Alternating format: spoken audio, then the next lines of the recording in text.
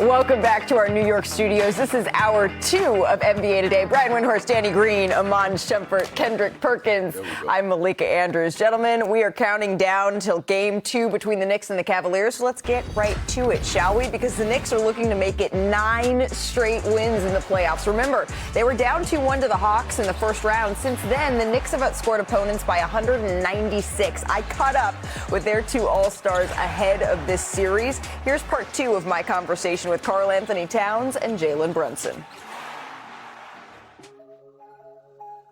How often do you guys sit down for an interview together? Not too much. Yeah. Early January, late December. You all were 2-9. Tell me more about that. What was true that was hard during that time, and how did that shape what we're seeing now? I mean, we were 2-9, but pressure makes diamonds, and we came together, talked about the unity of this team, and we talked about the character in this locker room, and we just, instead of falling apart, we leaned on that unity that you saw so special last year, and we found ourselves on the other side of that situation and even growing stronger as a team. The New York Knicks had won 8 straight games. There was a point in the first round, you were trailing 2-1 to the Atlanta Hawks. What happened after game 3 that you all turned it around? It was a lot of things said. Nothing was disrespectful, nothing was personal. It was kind of soul-searching time. Like, what do we want this to be? What was the answer? Who did the New York Knicks want to be? I mean, we want to win, and we saw how far we got last year, and there's nothing in our minds that said we weren't, going to get back there. So just trust experience, trust each other, most importantly, and things will work out. And like you said, we're here now. The Knicks will advance to the Eastern Conference Finals. They've won 7 consecutive playoff games. Karl, you've been sort of the hub in a lot of ways of the offense in a new way lately. What has that opened up for this Knicks team? I think it just, allows, our cap to not have so much pressure on him to bring the ball up and to have to make the plays all the time, And I think we put so much on his shoulders to do for our team so we could have a chance to win. It's great that I could help him. We need him to save his energy, because we all know, especially last year, he got a whole award for what he does in the fourth quarter. Brunson, three-pointer, puts it in! Captain Clutch has come alive! It's really cool to see Cat, what he's been able to do. Obviously, he's had in his repertoire, and I think us having to go to that during the Atlanta series, we kind of saw something that we can continue to do more of. Whatever we asked of him, he does it. It's just the type of person he is. Did you hear that Jalen, he was asked about that and not having the ball in his hands as much? He said, I'm not a star. 1, I'm not a star. 2, I want to win. It's true, you're not a star, you're a captain. Okay. There you go. Semantics? He's annoying. He's annoying. Oh my gosh. All right. There's something special that happens after you guys win, and it's a dance party that's happening outside. Can you just describe the feeling in the city right now? The energy's crazy, the fans really believe, and that's something that we were able to provide them, that belief, that hope. So, we got to continue to do our part to give them something to cheer for. Would you ever go out there? I thought about it, then I saw J.R. Smith, and I don't know now. Maybe after a championship? That would be the only time I'd do it, championship, but yeah. Still, it might be even a little crazier then. You're facing the Cleveland Cavaliers. I mean, obviously they're a great team, well coached. They have a variety of ways they can beat you. They can beat you with the 3. They have a lot of creators, but obviously Donovan and James do a lot of great things for their team. So I think for us, you just got to kind of lock in and make things as difficult as possible for them. Knicks fans have been waiting to go back to the NBA Finals for an incredibly long time. What would it mean to this fan base, to you all, to be back there? Just because we standing at the door don't mean we opening the door. We got to do our part. And we've been hungry for this moment ever since last year when we lost. So we understand how it is to get to this point, but we're looking for a new experience, how it is to get past this point. Will you indulge me for 1 minute, and let's go to June. And there's a parade through New York City. Mm-hmm. Have you allowed yourself to even think about? No. Why not? It's no point. The job's not a lot done. of work to be done.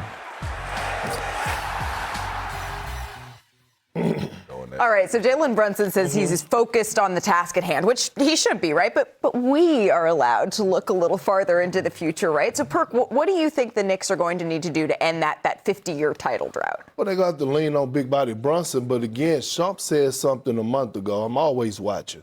And you said something, you had a quote.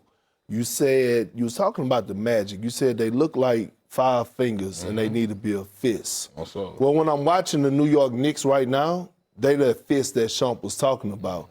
You see the togetherness. You see the leadership in Jalen Brunson. We've never seen him in a timeout, you know, basically motivating his team. We know that he's one of the best closers in the game, but we also are watching Karl Anthony Towns sacrifice, right? He changed his position offensively, being the point center, taking pride in his defense because he's been outstanding defensively throughout the course of these playoffs. And even when you see Landry Shamet eating up those 4-quarter minutes and you saw Josh Hart on the bench, when Josh Hart checked back into the game, it wasn't bad body language. Everybody's up off the bench. They got that it factor, that spirit that you need to get to the top. Let me ask you about this. You talking about the fist?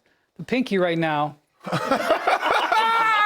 How about what they did at the end of that game? They took Josh Hart out of the game, and they put Landry Shamet in because the Cavs weren't guarding Josh Hart.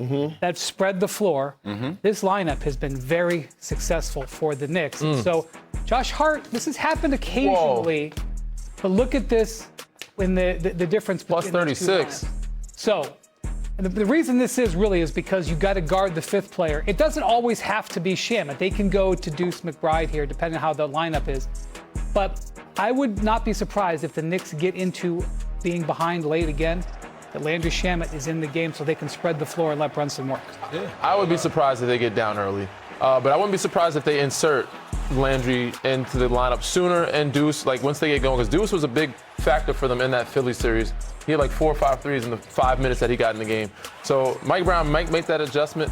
But for me, it's Karl Anthony Towns. This team rises and falls on how he produces. If he's the guy that's able to start the offense, get in the flow, rebound, and get involved and not feel, it opens up the floor for everybody else. And also their health. OG Anunoby is a big piece, but you know what you're going to get night in, night out from Jalen Brunson. You know what you're going to get from OG when he's healthy. Mikal Bridges has stepped up his game, but Cat, ultimately, and you say you can't win championship with small guys, but you can this year. If Cat plays like he's supposed to play, the Knicks can win a championship this year. So the best lineup for the Knicks then is what, Shump? I don't know, because though I understand what he's saying and I understand what the numbers are going to prove, I like that for situational things. I don't like it throughout a game. Throughout a game, Josh Hart doesn't get the stats all the time that he deserves, but he's principled. Principled players need to be on the court. Sometimes it's not about them having a home run block or a steal. What it's about is his defensive position. He not going to help off the strong side corner. And if he do help off the strong side corner, I bet he get a deflection or a steal, or he going to bust his ass to get back because he know he made a mistake. The effort has to be there. The principles have to be there, and it has to be able to trickle down the line. Josh Hart does that. That's why he plays so many minutes. I'm with Shump on this, and I think it depends on the lineup that you're playing against. Again, we look ahead, they're taking it game by game, but imagine they play OKC or San Antonio. Mitchell Robinson might be that guy that they need. Like this, when they go all for the matchups, the big. That's what gave San Antonio troubles in that in-season tournament with the Cup game. And then further on, they beat also San Antonio by 20+ later on in that season. So Wemby, he's shown that he struggled with the big. Isaiah Hartenstein, this is a different animal when you have Mitchell Robinson and Cat together. So he could be that other guy in that lineup, depending on who the matchups are, that can help the Knicks win. But 2 things. Number one, that's why we're talking about the fist. I wouldn't be surprised if they go small ball at times with OG Anunoby at the 5, right? So they won't have that hack-a-Mitch thing going on and OG Anunoby and at the the 5. Cavs tried that And then all of a sudden you spread the floor. But let's be real here. The moment is set and the stage is set for Big Body Brunson to dance. And it's a reason I gave him the nickname Big Body Brunson. It's because he's 6'1", 6'2", but he plays like he's 7 foot. And check out these clips. This is 6'7", 6'8" Dyson Daniels. Look at him, little boy. Come here, I'm a grown man. I'm going to body you and put you in the rim. Here we are again. This is Kelly Oubre, 6'7", 6'8". Check out Big Body Brunson. I'm going to give you all this shoulder with the little left hand scoop shot. No, but check this out again. Here we go. Max Strus, 6'5". I'm going to press up on you. I ain't worried. Here you go. I'm going to use the screen. Okay, cool. You going to go under? Okay, I still got you. Watch how I'm going to get to the lane, take the contact. Big body Brunson, yes, we know he's a 3-level scorer. He could pull up and make the tray ball. 1-2 dribble pull up. But it is so underrated when he goes at these bigger guys and put that shoulder and body into them and get physical, whether that's on drives or low posts. Right now, the stage is set for him to dance. I said this earlier. He's on the verge. If he can complete the mission or win the championship. Number one Nick. Oh, thank you, Sean. The one? Number one Nick all time. Okay. Well, the game 2 of that series is tonight. Game 2 in the West was last